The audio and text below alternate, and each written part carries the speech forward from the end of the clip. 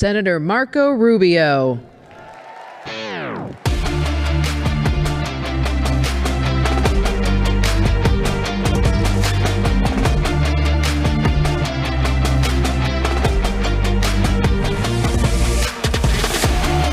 Thank you, guys. Thank you very much. Thank you.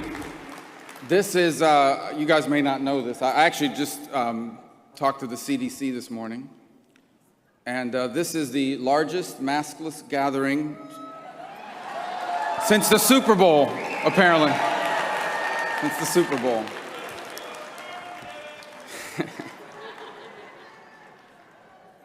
Yeah, we've had an epic number of name changes going on in America lately. A bunch of people who got named the wrong thing a few years ago, and now they're trying to change their name. But anyway, I only have 11 minutes with you, and you know, rather than write something out, I just thought I'd talk to you about something that really has been weighing on me for a very long time, and in all seriousness. You know, being America is hard.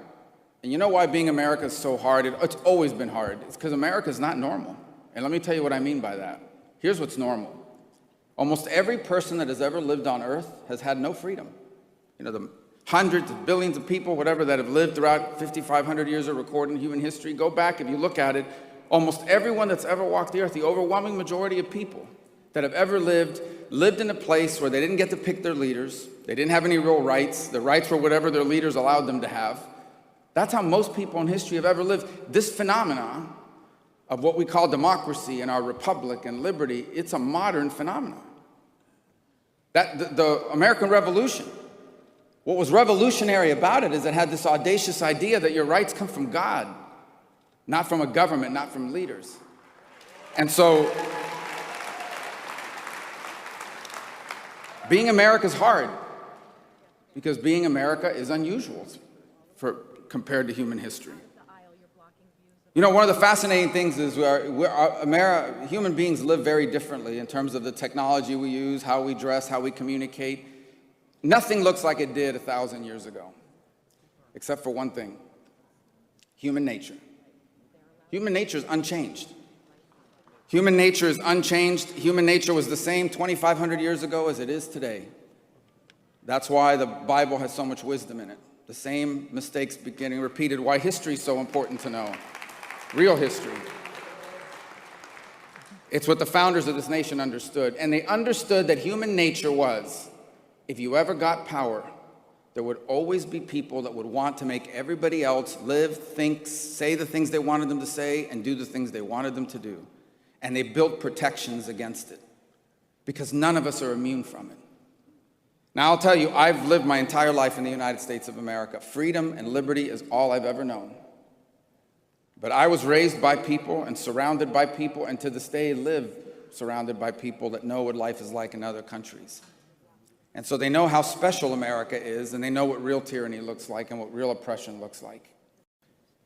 And frankly, even though they've had an enormous impact on my life, even I, as I look back now, took for granted some of their warnings years ago about what happens to a society and to a people when we empower those who believe that their job is to tell the rest of us how to live and think and believe and how we are allowed to do.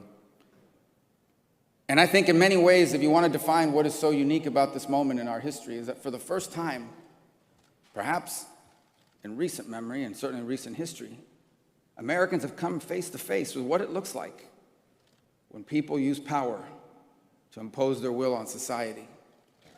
What's most interesting about this is Marxism, which is what so many people have fled and moved to Florida to get away from various countries, from Venezuela, from Cuba, from Nicaragua. Marxism, everybody thinks Marxism is some sort of economic theory. Marxism is a lot more than an economic theory. Marxism is a viewpoint. It's a philosophy. And at the core of that philosophy is that there are a handful of people that know what is good and what is right. And they're smarter and better than everybody else. And what we need is a system that empowers them to enforce that upon everybody else. In essence, to do for you what you're not smart enough, what you're not good enough to do for yourself. And that's been infused in every aspect of our lives. Very few people call themselves Marxists. That's the criticism when I say that. Oh, but they're not self-described Marxists. Marxists are never self-described Marxists. Go back and read the articles from 1956 and 57 and 58 when the New York Times sent a reporter to interview Fidel Castro. He didn't say, I'm a Marxist. You know what those articles said? This was a romantic figure with a big beard, and he wears a rosary, and he believes in God, and he's only going to be in power for a year, and then he's going to go off, and I don't know, I think they said he's going to have a farm. That's what he said. They lie. Marxists lie. And the reason why they lie is because if they told you who they were, you would never let them get where they want to get. And so they lie. I believe there are a lot of people in this country influenced by Marxism that don't even realize they're being influenced by Marxism. And it's infused every aspect of our lives and of our society. And so for the first time in my lifetime, and probably your lifetime, we have witnessed things that we had never seen in this country before. For the first time now, we started to see the building momentum behind, first of all, like there's now a speech code, right? Every single person in this room and the overwhelming majority of people that you know are one word away. It doesn't matter if you're 13 years old when you said it. You're one word, you're one statement, you're one retweet, you're one like away from destroying your life. There are kids in America that have had their admissions to a college revoked because of something they said or did or liked on social media when they were 14. But it goes beyond that. There are now certain things that you're not allowed to say on a college campus. They won't give you a permit to speak about it. They certainly wouldn't hire you to do it. And so that's the first time people have really come face to face with that reality. It's the first time when we've seen basically digital mobs descend on people and say, let's destroy this person's reputation. Let's take away their livelihood. Let's close down their business. Let's take away their voice because we don't like the approach or something they said, even if it's totally out of context. By the way, I don't understand this thing about podcasts, canceling podcasts. Of all the things you're going to cancel, okay, to listen to a podcast takes effort.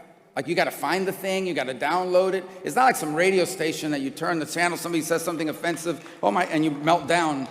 I'm not in favor of censoring that either. But for a podcast, it takes some work to find it.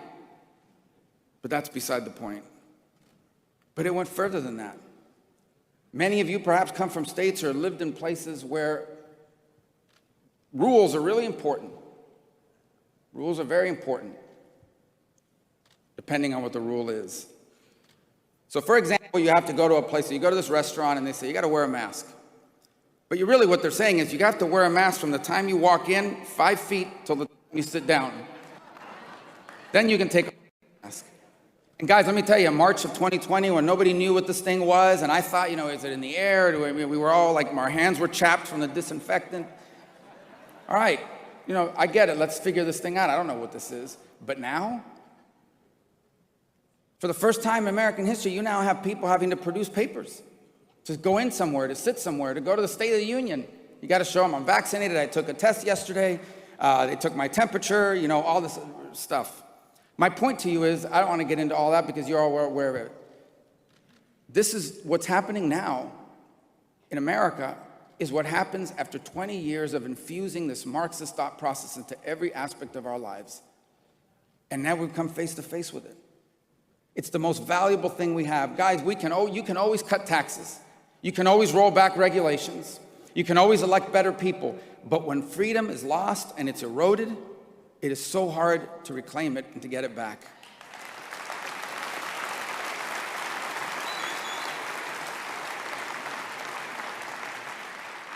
And so that's why the people I live among and the neighborhood I lived in my entire life, you see the fury and the desperation in their voice. Because imagine that you once lived in a country that you had to flee because in school they were telling your kids that God didn't exist.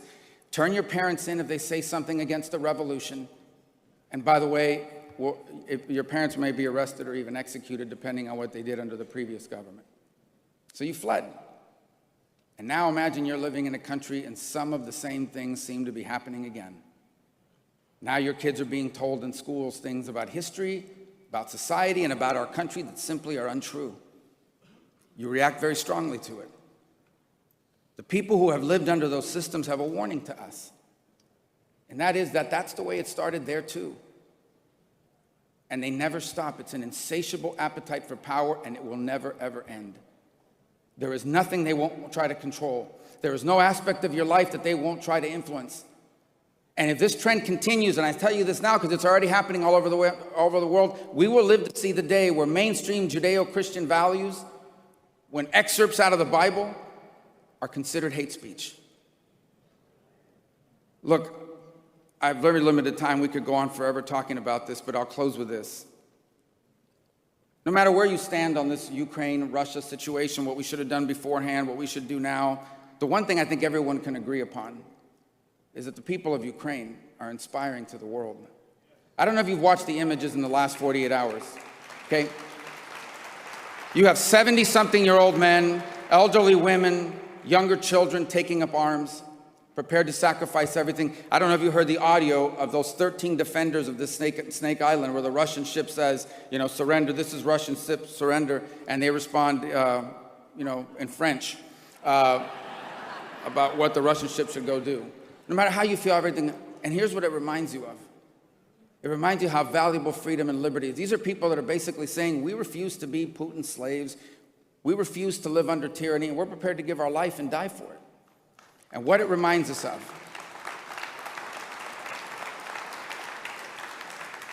it should remind us of two things. How precious freedom and liberty is, how quickly it can be lost. And the second thing it should remind us is that the reason why we've had freedom and we've had liberty is because people at one point were willing to do that for our country here. They were willing to die, and they were willing to sacrifice for it. Freedom and liberty are being threatened again, but no one here is being asked to die. No one here is being asked to take up arms to defend it.